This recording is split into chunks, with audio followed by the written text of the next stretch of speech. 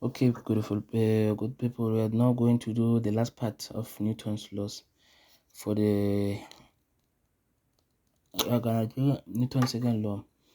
I will upload the video for the incline plane tomorrow morning because I made a mistake. The video was like this flipped, so I will have to fix it before uploading it. So this is the last part of Newton's law. So we'll be doing Newton's second law. Newton's second law states that when a net force is applied to an object, it accelerates to the direction of the net force. That's what I explained that day.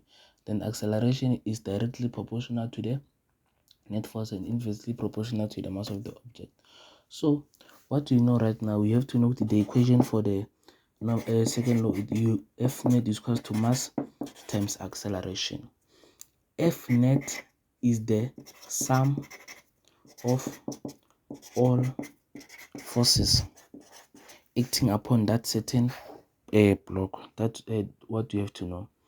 And then in F net you can put many forces as you can. And then what you have to know in physics, we deal with the kg only.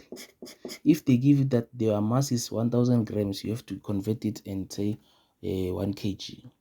You understand? Okay, so another thing that you have to know, like if you have a block whereby there is 2 kg here, maybe 2 kg, then there is a force applied coming this side, then there's another force applied coming that side. So if there is a force applied here and a force applied here, F net will be equals to 0, because this one is coming with 10 newtons, this one is also coming with 10 newtons. So when they meet here, there is no force that is going to be greater than another one. So it will be the same as maybe people fighting for, okay, let's just say there's a, maybe there's a let me say there's a book here, maybe something or an object here, and then someone is pulling it that side and another a person is pulling it that side, you see. So this one is coming with 10 newtons, this one is coming with 9 newtons.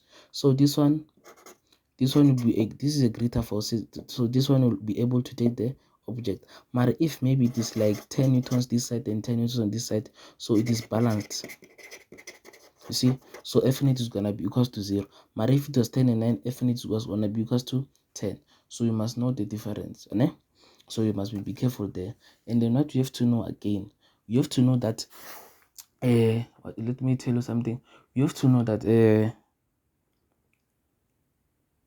in the when the two forces are the force applied is applied on the very same direction, there is not, when there is no acceleration, we call this equilibrium, because the forces are applied on the same object and they are equal in magnitude, you see. So this one is they are equal in magnitude but in different directions. This one is going to the left, this one is going to the right, but with same magnitude, which is 10 newtons. Another thing that you have to know, that constant velocity, it means what acceleration is 0 meters per square seconds. Therefore F net is also equals to 0, since forces acting on the object are balanced. So in the exam questions you'll get the statement and see the statement saying that they are acting at constant velocity. They'll even write it in capital to show that this is the key point.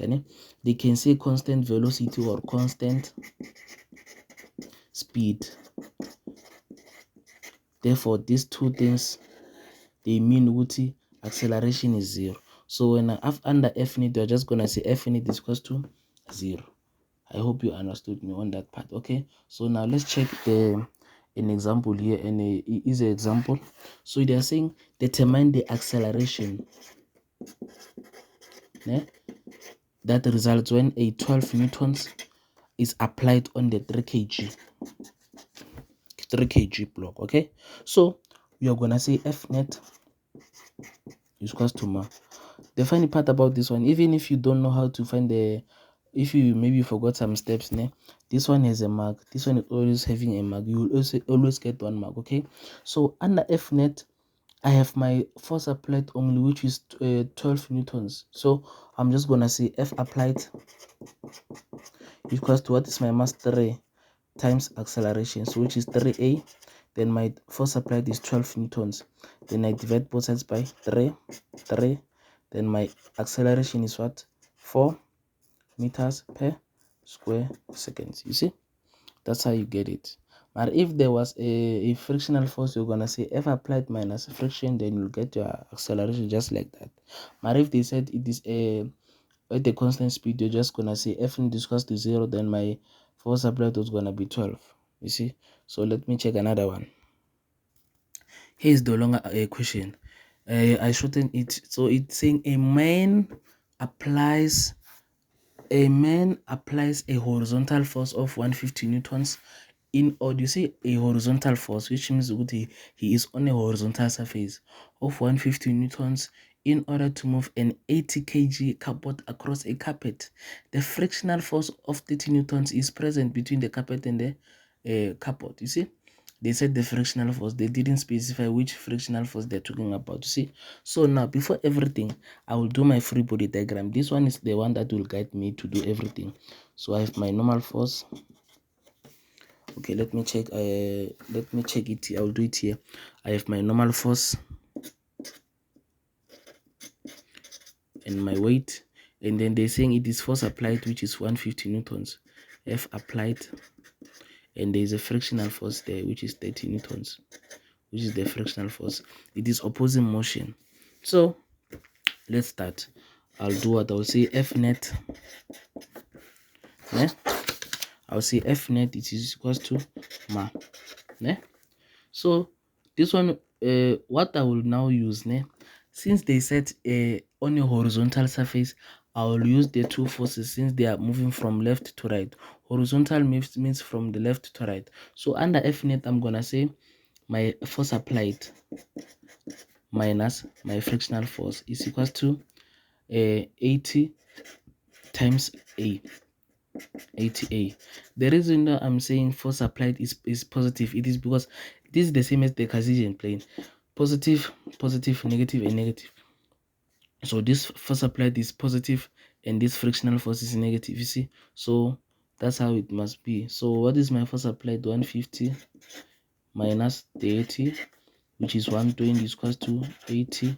You see? And then I divide both sides by 80. Then therefore my acceleration is let me check my calculator. 120, oh, it's 1,5 meters per square seconds to the right. You must always follow your direction, just like that. You always have to draw a free body diagram on the side of a paper, even if it's not on the question paper, on the side of a paper, to assist you. If they said vertical, we're gonna use these ones. If they said horizontal, we use these ones only. You understand? If there was another one here doing like this, if this was the force applied, we're gonna include it, or another one which is the tension, we're gonna include it. So be careful. Always know that the tension is represented as a cable, a rope, or string, blah blah blah. Just know that. Okay, so that's all, guys, for today. I think I'm done for today. Thank you very much for your support and everything. So please don't forget to subscribe, promote my videos. But what you have to know, always do watch, learn, memorize something, and focus. Thank you, guys. Tomorrow I'll upload that video for the inclined plane and the grade 12 question for prelim this year.